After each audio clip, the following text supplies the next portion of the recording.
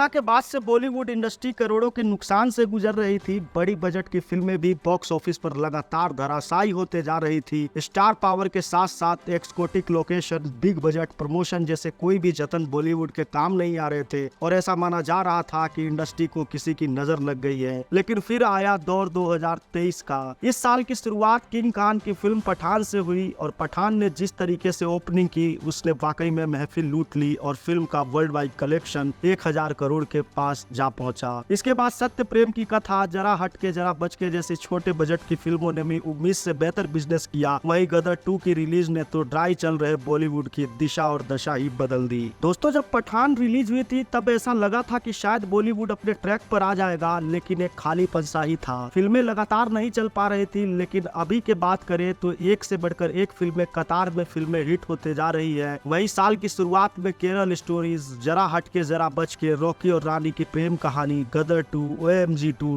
Dream girl 2 भी boundary पार sixer मारती दिख रही है। वो कहते हैं ना कि पिक्चर अभी बाकी है मेरे दोस्त। जवान क्या कमाल करने वाली है और जिस तरीके से जवान की एडवांस बुकिंग का रिकॉर्ड बनता दिख रहा है, उम्मीद है कि यह फिल्म बहुत बड़ी माइलस्टोन साबित हो सकती है। एक लंबे समय से इंडस्ट्री के बारे में यह कहा जा रहा था कि इंडस्ट्री बीमार हो चुकी है और वेंटिलेटर पर है, लेकिन अभी के ग्राफ को देखें तो अब यह बिल्कुल कहा जा सकता है कि अभी बॉलीवुड इंडस्ट्री जो है वो पटरी पर आ गई है और अच्छे दिन फिर से आ गए हैं। बॉलीवुड के कई ट्रेड पंडितों ने यह भी कह दिया था कि इस साल के फ्यूचर की बात करें तो बेहतरीन पीरियड वापस आ रहा है। कुछ लोग कह रहे थे कि OTT सिनेमा ने सिनेमा को खत्म कर दिया है। कई लोगों का तो कहना था कि साउथ की फिल्में देखना चाहते थे, लेकिन ये सब बातें अभी झूठी साबित हुई है। दर्शक हमेशा से आना चाहते थे, बशर्ते उन्हें क्वालिटी कंटेंट नहीं मिल पा रहे थे। OTT में दिखाए जा रहे कंटेंट जहां अर्थपूर्ण सिनेमा से भरी होती थी, जो कहीं न कहीं मास ऑडियंस को कनेक्ट नहीं कर पा रही थी। अब अगर अभी की बात करें तो मास कनेक्शन वाली ही फिल्में, जहां आपके दिमाग को बहुत स्ट्रेस लेने की जरूरत नहीं होती है, वैसे ही फिल्मों ने कमाल का बिजनेस किया है। मतलब कि कंटेंट के नाम पे बस एंटरटेनमेंट एंटरटेनमेंट और एंटरटेनमेंट। जाने माने ट्रेड एनालिस्ट गिरीश जौहर इंडस्ट्री के लॉस पर भी बात करते हुए बताते हैं कि इसमें कोई दो राय नहीं है कि पैंडेमिक ने बॉलीवुड इंडस्ट्री की कमर तोड़कर रख दी थी। एक तो थिएटर्स नहीं खुल पा रहे थे और जितनी भी फिल्में रिलीज हुई उनके असर से हर कोई वाकिफ है। वहीं दूसरी ओर कई ऐसे फिल्में भी रही जो रिलीज ही नहीं हो पाई और कई तो बीच में ही डब्बा बंद करके भाग गई। इन पूरे 2 सालों में बॉलीवुड को बहुत बड़ा घाटा हुआ। अगर फिगर की बात करें तो लगभग 5000 करोड़ रुपए का नुकसान बॉलीवुड को झेलना पड़ा था। बॉलीवुड में चल रहे बिजनेस में पठान को टर्निंग पॉइंट तो माना जा सकता था, लेकिन पठान इसका गेम चेंजर रहा है। जिस मास लेवल पर इस फिल्मों ने दर्शक को थिएटर में बुलाया है, वो बाकी फिल्मों ने नहीं किया था। वहीं अब गदर 2 ने भी उसी तरीके से मैडनेस क्रिएट की है। अब जवान का भूकंप आने की उम्मीद तो है ही और यह साबित करता है कि स्टार पावर का क्रेज आज भी फैंस के बीच वैसा ही है।